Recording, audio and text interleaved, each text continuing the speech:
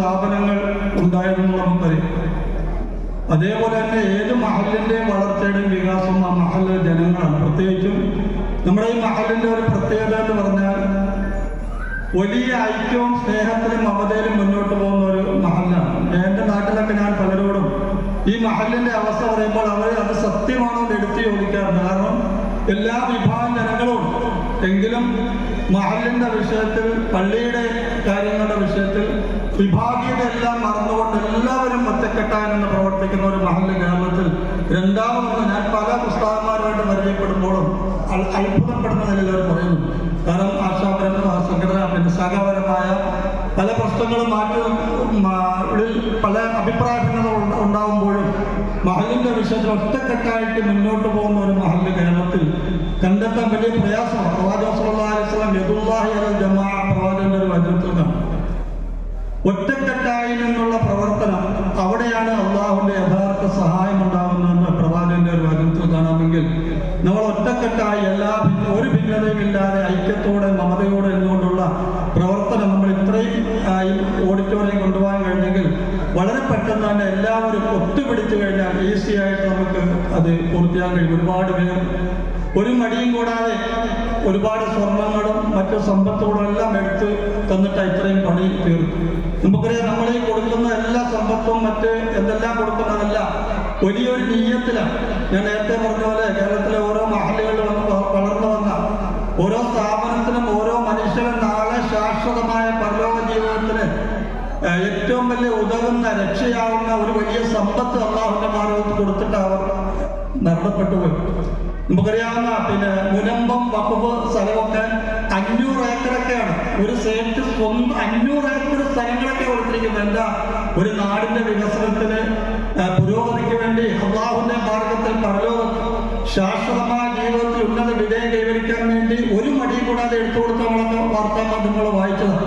ഇപ്പൊ നമ്മള് കേരളത്തിലെ കൊല്ലം ജില്ലയിൽ തന്നെ പല ഏരിയയിലും ഹൈവേ സൈഡിലൊക്കെ പിന്നെ മയ്യത്തടക്കാൻ കൊടുത്തിരുന്ന സ്ഥലങ്ങൾ, ഞാൻ സമീപകാലത്തൊരു പള്ളിയിൽ പോയപ്പോൾ ആ സ്ഥലം കൊടുത്ത വ്യക്തിയുടെ കൊച്ചു മകനോട് ചുമ്മാ ചോദിച്ചാൽ പിന്നെ ഒരു സുബൈന പിന്നെ ഓരോ കഴിഞ്ഞാൽ നമസ്കരിച്ച് ഇറങ്ങുമ്പോൾ ഇപ്പൊ ഇവിടുത്തെ സ്ഥലത്തിന് എത്ര വില? ഇപ്പൊ ഒരു 50 ലക്ഷം രൂപ സെന്റിന് കിട്ടുമെന്നാണ്. നമ്മൾ മനസ്സിലാക്കേണ്ട, ആ മക്കളും മക്കളുടെ മക്കളും ഒക്കെ അനുഭവിക്കേണ്ട സ്ഥലങ്ങൾ മുൻഗാമികൾ ഒരു മടിയും കൂടാതെ ഏക്കർ കണക്കിന് സ്ഥലങ്ങൾ പള്ളി ശ്മശാനങ്ങൾക്ക് കൊടുത്തത് പരലോകത്ത് ശാശ്വതമായ ജീവിതത്തിൽ വിജയം കൈവരിക്കാനും അവിടെ ഒരു കരുതൽ ഉണ്ടാകാൻ വേണ്ടിയാണ് കൊടുത്തതെന്നുള്ള വസ്തുത ചിന്തിക്കണം. ഖുർആനിൽ ഇന്നല്ലാഹ അശ്തറാ മിനൽ മുഅ്മിനീന അൻഫുസഹും വഅംവാലഹും ബിഅന്ന ലഹുൽ ജന്ന. അല്ലാഹു ഖുർആനിൽ പറയുന്നു, സത്യവിശ്വാസികളിൽ നിന്നും അവരുടെ ശരീരവും അവരുടെ സമ്പത്തും ഞാൻ വിലയ്ക്ക് വാങ്ങിയിരിക്കുന്നു. എന്തിനാ? പകരം ബിഅന്ന ലഹുൽ ജന്ന, പകരം അവർക്ക് സ്വർഗമാണ് ഞാൻ വാഗ്ദാനം ചെയ്യുന്നത്.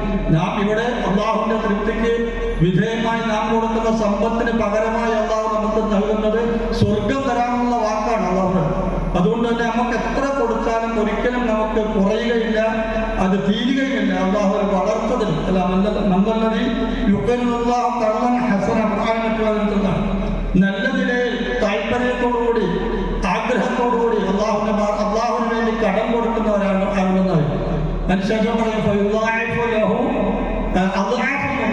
അതായത് ഇരട്ടിക്കിരട്ടിക്കായി അതിന് അപൂർത്തി കൊടുത്ത് അള്ളാഹുത്തല വളർത്തിക്കൊണ്ടുവരും.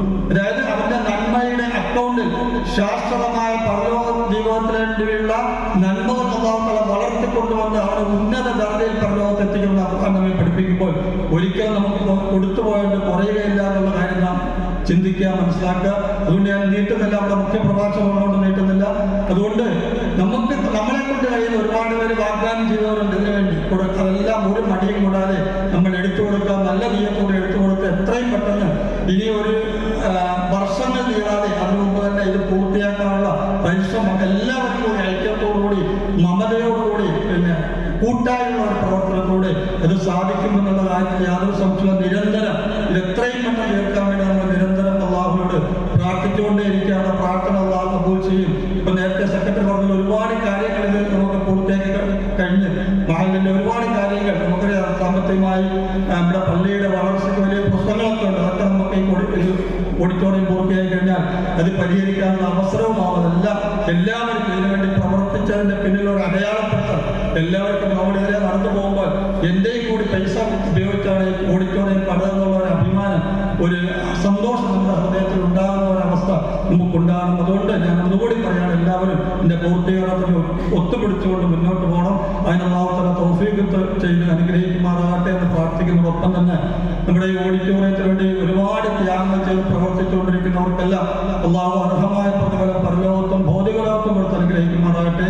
അതുപോലെ ഇതിനുവേണ്ടി പ്രവർത്തിച്ചവർ മരണപ്പെട്ടവരുണ്ട്, അവരെല്ലാം ഖബറുകൾ അല്ലാഹു ജന്നാത്തുൽ ഫിർദൗസാക്കി മാറ്റി അനുഗ്രഹിക്കുമാറാകട്ടെ. ഈ മഹല്ലിന്റെ ആദ്യകാലം മുതൽ ഈ പള്ളിക്കും ഈ നാടിനും വേണ്ടിയൊക്കെ പ്രവർത്തിച്ചവർക്കെല്ലാം അല്ലാഹു അർഹമായ പ്രതിഫലം കൊടുക്കട്ടെ. അവരുടെ ഖബറിൽ അല്ലാഹു ഉന്നത ദറജ കൊടുത്ത് അനുഗ്രഹിക്കുമാറാകട്ടെ. നമ്മുടെ കൂട്ടത്തിൽ നിന്ന് മരണപ്പെട്ടവരെല്ലാവരുടെയും ഖബറിൽ അല്ലാഹു ജന്നാത്തുൽ ഫിർദൗസാക്കി മാറ്റി അനുഗ്രഹിക്കുമാറാകട്ടെ. നമുക്കും അവർക്കുമെല്ലാം സ്വർഗത്തിൽ ഒരുമിച്ചുകൂടെ അല്ലാഹു തൗഫീഖ് തന്ന് അനുഗ്രഹിക്കുമാറാകട്ടെ എന്ന് പ്രാർത്ഥിക്കുന്നതോടൊപ്പം തന്നെ ബിസ്മില്ലാഹിർ റഹ്മാനിർ റഹീം എന്ന വിശുദ്ധ ഖുർആന്റെ വിശുദ്ധ നാമത്തിൽ ഈ യോഗം ഉദ്ഘാടനം ചെയ്തുകൊണ്ട് ഞാൻ നിർത്തുന്നു. അസ്സലാമു അലൈക്കും വറഹ്മത്തുള്ളാഹി വബറകാതുഹു. അല്ലാഹുവിന്റെ നാമത്തിൽ ഈ പരിപാടിയുടെ ഔപചാരികമായ ഉദ്ഘാടനം നിർവഹിച്ച പ്രചോദനകരമായ വാക്കുകൾ നൽകിയ അബ്ദുൽ റഷീദ് അൽ കാസ്മി അവർക്ക് നന്ദി. അടുത്തതായി